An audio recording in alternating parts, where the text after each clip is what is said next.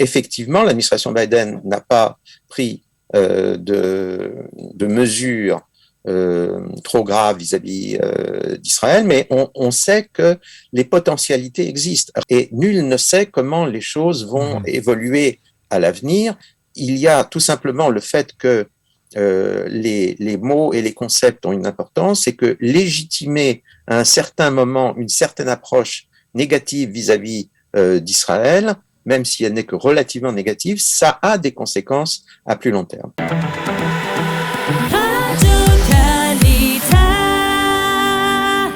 Michel Gurfinkel, bonjour Boker Tov. Bonjour. Merci d'être avec nous ce matin. Nous voulions parler avec vous de cette première année de l'administration Joe Biden qui est arrivée à la Maison-Blanche autour du 20 janvier 2021. Cela fait 1 an que le président américain est aux manettes du pays et la question que l'on se pose, c'est quel est le bilan que l'on peut dresser de son action. On va dire d'abord sur le plan intérieur et ensuite ça nous préoccupe beaucoup plus bien sur le plan extérieur. Écoutez, quand vous regardez les médias américains et quand vous écoutez les hommes politiques américains, il y a une chose qui vous frappe immédiatement, c'est que d'une part, les partisans de Joe Biden, c'est-à-dire en gros les Américains de sensibilité démocrate, ainsi que probablement une partie de ceux qu'on appelle les indépendants, de ceux qui hésitent entre les démocrates et les républicains, ont tendance à dire 1 an, c'est beaucoup trop tôt pour pouvoir juger de l'administration Biden. Ce qui revient à dire que personne n'ose dire qu'au bout d'1 an, le bilan est bon, est remarquable, est encourageant. Ceux qui disent que il est beaucoup trop tôt pour porter un jugement, généralement, ils partent de 2 prémices. Premièrement, qu'il y avait un héritage Trump catastrophique et que le problème numéro 1 de Biden a été de rétablir, de restaurer l'Amérique en dépit de cet héritage. Et deuxièmement, qu'il y a une crise mondiale, la crise sanitaire, mais peut-être d'autres crises aussi, une crise géopolitique, sur les relations des États-Unis avec la Chine, une crise économique qui résulte notamment des difficultés que l'on a avec la Chine et donc de la remise en cause du modèle économique de globalisation totale qui a fonctionné jusqu'à ces dernières années. Donc, tout ceci est problématique, tout ceci transforme toute appréciation sur l'administration Biden en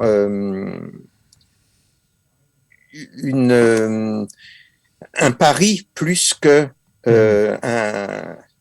un satisfecit. Tout de même, on peut quand même voir un peu, vérifier que il y a un changement d'approche, par exemple dans le traitement de la crise de l'épidémie, la crise sanitaire. Il y a un changement et là, est-ce que ça finalement aboutit à des résultats plus tangibles, on va dire, à ce niveau-là ? Il n'y a pas de changement si radical que ça, pour une raison très simple, c'est que les États-Unis sont un pays fédéral et que encore aujourd'hui la gestion de la pandémie est très largement décentralisée aux États-Unis. Ce qui se passe, c'est que nous sommes quand même maintenant engagés, on commence la 3e année de pandémie, il y a un certain nombre de facteurs nouveaux qui sont intervenus, on sait mieux soigner les victimes de la pandémie. On dispose maintenant de vaccins qui permettent de faire face dans une mesure non négligeable à ce qui se passe. On s'oriente peut-être aussi, et c'est très important, vers la production de médicaments nouveaux qui permettent non plus de prévenir comme un vaccin l'extension de la pandémie, mais qui permettent de réduire les atteintes du mal à quelque chose de tout à fait supportable sur le plan humain, mais aussi, il ne faut pas l'oublier, sur le plan économique. Est-ce que tout cela doit être porté au crédit de l'administration Biden? Certains le disent aux États-Unis. Je crois qu'il ne faut pas être excessif. Ce qui est vrai, ce qui est tout à fait vrai, c'est que on trouve parmi les partisans parmi l'électorat, dans l'électorat républicain, parmi les partisans d'un Trump qui n'a toujours pas désarmé un an après l'arrivée au pouvoir de son rival, il y a peut-être dans l'électorat républicain plus de réfractaires à la vaccination et plus on va dire, de pandémosceptiques, c'est-à-dire de gens qui disent que la pandémie soit est moins grave qu'on dit, soit est mal gérée. Cela est vrai. Dans d'autres pays, je pense par exemple à la France, les anti-vax sont aussi nombreux à l'extrême gauche qu'à l'extrême droite. Aux États-Unis, il y a peut-être, pour l'instant, de manière visible, plus de résistance anti-vax à droite, encore que, et c'est très important, il faut le souligner, encore que l'ancien président Trump a pris position de manière très claire, voici plusieurs semaines, pour la vaccination. Donc, le mouvement anti-vax de droite avec un certain retard, on va dire. N'est pas aujourd'hui un reflet du retour politique de Trump. Voilà. Alors, je voudrais que l'on se penche maintenant sur la politique extérieure parce que c'est quand même celle qui nous préoccupe le plus. Est-ce que je me trompe en disant qu'elle a été marquée cette année par ce qui s'est passé en Afghanistan et les répercussions du traitement de la crise afghane? Oui, incontestablement, il y a eu un sentiment général aux États-Unis, aussi bien parmi les adversaires de l'administration Biden que parmi les partisans de l'administration Biden, il y a eu le sentiment que l'affaire afghane a été très très mal gérée, que le signal en termes de rapport de force au Moyen-Orient et de rapport de force global a été catastrophique. Abandonner dans les conditions où on l'a fait l'Afghanistan et un gouvernement, une armée afghane qui avait été très largement mise en place par les États-Unis, évidemment, cela renforce chez beaucoup de gens l'idée que les États-Unis ne sont pas un pays fiable. On ne peut pas s'appuyer sur la puissance américaine puisque les États-Unis ont la fâcheuse habitude d'abandonner leurs alliés à un certain moment. La manière dont Biden a présenté ça était assez catastrophique puisque en gros il a dit voilà, c'est terminé, ras-le-bol, on n'en peut plus de cet Afghanistan, nous nous retirons et c'est une décision sans appel. C'était d'autant plus choquant que en réalité, quand on regardait la situation sur le terrain, en réalité les États-Unis arrivaient à je dirais pas contrôler la situation, mais à amortir sur le plan géopolitique la plupart des conséquences de la situation à très peu de frais. Il n'y avait pratiquement plus de troupes américaines engagées sur le terrain. Tout se faisait à distance à partir d'un réseau de bases américaines extrêmement puissant, qui d'ailleurs n'a pas été du tout démantelé. Mais l'effet politique et psychologique du retrait américain a été tout à fait catastrophique. Alors, la question que l'on se pose ici, vu de Jérusalem, c'est finalement l'administration Biden par rapport à Israël. Est-ce que c'est si mal que cela parce que finalement, eh bien, on voit que les Américains n'exercent pas au bout d'un an de pression particulière, on va dire, autour du dossier palestinien. On voit que on surfe sur la vague Trump dans le dossier des accords d'Abraham. Finalement, on peut continuer à vivre avec une administration Biden ici en Israël? Je crois qu'il y a plusieurs manières de regarder ce qui se passe. Vous savez, lorsque l'administration Biden est entrée en fonction, il y a un an, j'ai dit ceci, ce sera une administration relativement amicale vis-à-vis d'Israël, mais ce sera probablement la dernière administration démocrate dans ce cas. L'électorat démocrate est en train de changer profondément. Le personnel politique démocrate est en train de changer lui aussi. L'administration Biden a fait des concessions qui semblent être des concessions de pure forme à une doxa relativement défavorable à Israël. Vous savez, le fameux concept de deux États pour deux nations, il faut le prendre pour ce qu'il est. Concrètement, ça ne signifie pas du tout qu'il y a une bonne solution politique qui peut passer par effectivement la création d'un État palestinien à côté d'Israël. C'est pas ça que ça veut dire. Ça veut dire d'une manière concrète que tout ce qu'Israël a pu faire au-delà de la ligne verte est illégal. C'est ça que ça veut dire réellement, et c'est comme ça que c'est réellement compris dans les chancelleries. Donc, le seul fait de dire des choses de ce genre est préoccupant. Maintenant, effectivement, l'administration Biden n'a pas pris de mesures trop grave vis-à-vis d'Israël, mais on sait que les potentialités existent. Rappelez-vous ce qui s'est passé, par exemple, avec le financement par les États-Unis du dôme de fer.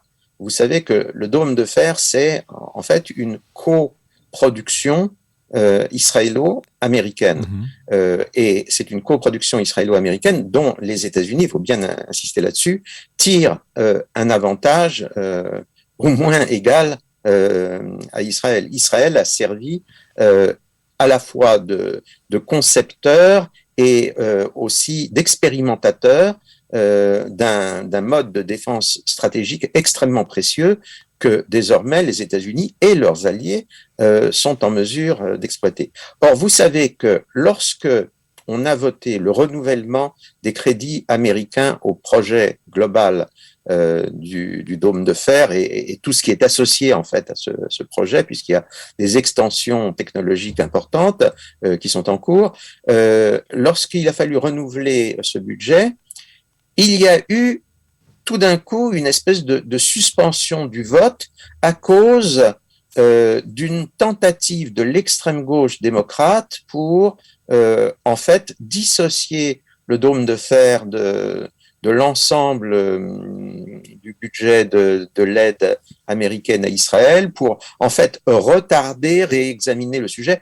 En définitive, il y a une majorité écrasante et bipartisane pour faire adopter le financement, le refinancement, la poursuite du financement du dôme de fer, mais quand même c'est un signal tout à fait important et nul ne sait comment les choses vont évoluer à l'avenir. Il y a tout simplement le fait que les mots et les concepts ont une importance et que légitimer à un certain moment une certaine approche négative vis-à-vis d'Israël, même si elle n'est que relativement négative, ça a des conséquences à plus long terme. Est-ce que, Michel, on peut dire que les pays du Golfe ont des raisons d'être inquiets de la politique actuelle de l'administration Biden? Est-ce que c'est, à votre avis, la raison qui les pousse ou en pousse certains, comme par exemple les Émirats, à essayer de se rapprocher d'une manière ou d'une autre de l'Iran aujourd'hui?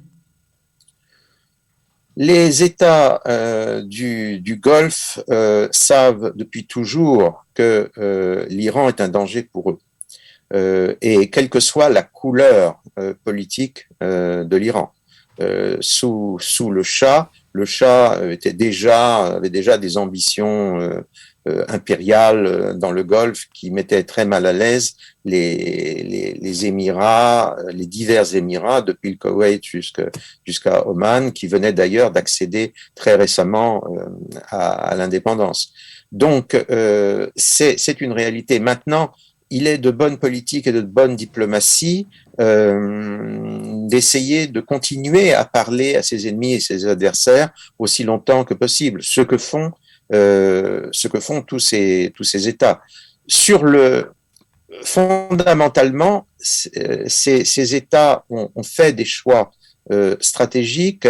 Les accords d'Abraham n'ont pas été improvisés ni en quelques jours, ni en quelques mois. C'est le résultat d'une réflexion stratégique, géopolitique qui a duré pratiquement 20 ans, qui a commencé à devenir visible au cours des 10 années qui ont précédé les accords, mais qui en fait remonte au lendemain de la Deuxième Guerre du Golfe.